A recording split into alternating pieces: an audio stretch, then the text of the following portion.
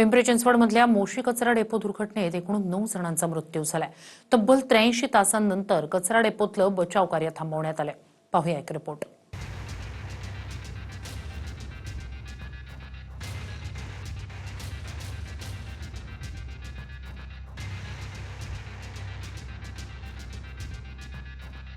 पिंपरी चिंचवडच्या मोशी दुर्घटनेची शोध मोहीम अखेर 83 तासांनी संपली आहे. मोशीतल्या कचऱ्याच्या ढिगाऱ्याखाली सापडून 9 जणांचा मृत्यू झाला. पिंपरी चिंचवड महापालिकेच्या मोशी कचरा डेपोजवळच्या 3 मजली इमारतीवर कचऱ्याचा डोंगर कोसळला. ज्या इमारतीवर कचऱ्याचा डोंगर कोसळला ती इमारत पिंपरी चिंचवड महानगरपालिकेच्या वेस्ट टू एनर्जी प्रकल्पाची होती. 8 जुलैला दुपारी 1:30च्या सुमारास ही घटना घडली. कचऱ्याच्या ढिगाऱ्याखालच्या इमारतीत एकूण 23 कर्मचारी सापडले होते.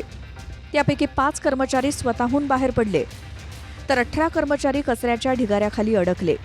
यातल्या 9 जणांना वाचवण्यात यश आलंय, तर 9 जणांचा दुर्दैवी मृत्यू झाला.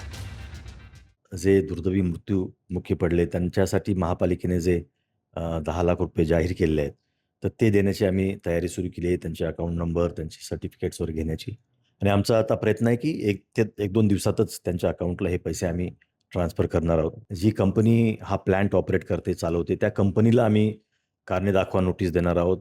या इमारतीच्या परवानगीबाबत असेल किंवा ओव्हरऑल त्यांनी सुरक्षिततेसाठी काय केलं होतं, या सगळ्या बाबींबाबत एक कारणे दाखवा नोटीस कंपनीला आज आम्ही नोटीस बजावत आहोत. तातडीने आम्ही प्राथमिक चौकशी करून या इमारतीच्या बाबतीमध्ये जर यामध्ये निष्काळजीपणा झाला असेल असं सिद्ध झालं, त्यामुळे कंपनीविरुद्ध गुन्हा दाखल करण्याबाबत जी प्रक्रिया आहे ती देखील लिगल ओपिनियन वगैरे ह्या सगळं घेऊन ती करण्याच्या मी सूचना आता ॲडिशनल कमिशनरना दिलेल्या आहेत. तिथले एक अधिकारी त्यांचे देखील अनेक तक्रारी ज्या आहेत त्या प्राप्त झालेल्या आहेत, डिग्री असेल किंवा अन्य तक्रारीसाठी, त्या संदर्भात काय प्रयोजन? त्यांच्या डिग्री संबंधात काही तक्रारी प्राप्त झाल्या आहेत. त्याबाबत जे या विभागाचे GADचे ॲडिशनल कमिशनरना मी त्यांना नोटीस काढण्याच्या सूचना दिलेल्या आहेत.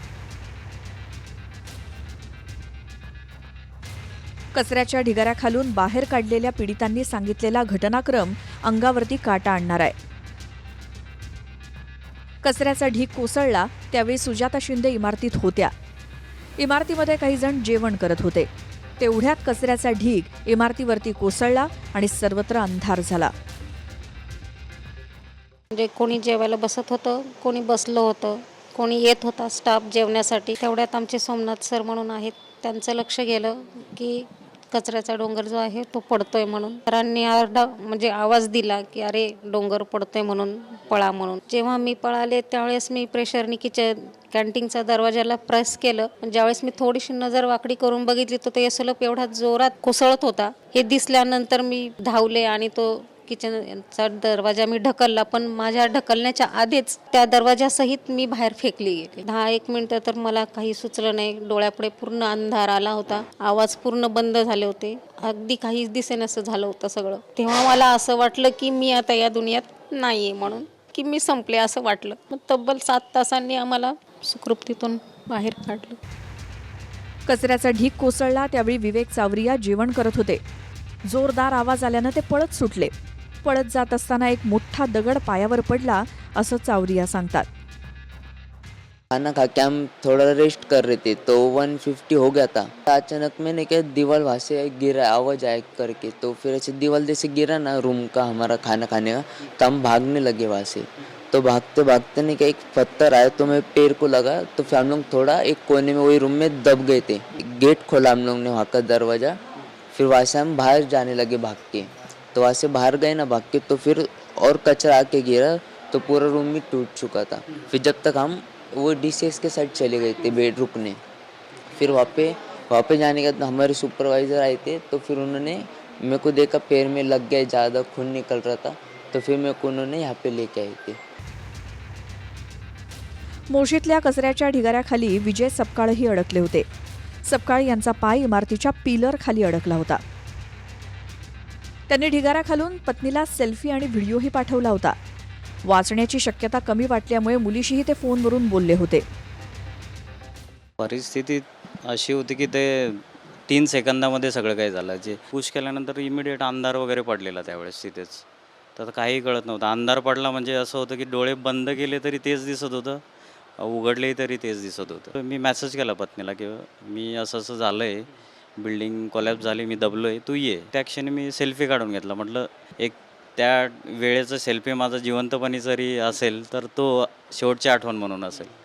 हे मी डिसाईड करून एक सेल्फी काढून ठेवला होता आणि जो माझ्या खाली एक मुलगा होता त्याचा एक मी फोटो काढला होता वरूनच त्या क्षणी. मोशीतल्या कचऱ्याच्या ढिगाऱ्याखाली सापडलेल्या नागरिकांना वाचवण्यासाठी तब्बल 83 तास लागले. मदत कार्यासाठी उशीर झाल्याचा आरोप स्थानिकांनी प्रशासनावर केला. घटनेनंतर 2 दिवसांनी उपमुख्यमंत्री सुनेत्रा पवार घटनास्थळी पोहोचल्या. संतप्त स्थानिकांनी त्यांची गाडी अडवण्याचाही प्रयत्न केला.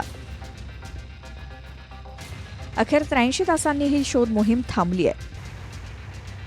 सुनील ठिगळेसह रणजित जाधव, TV9 मराठी, पिंपरी चिंचवड.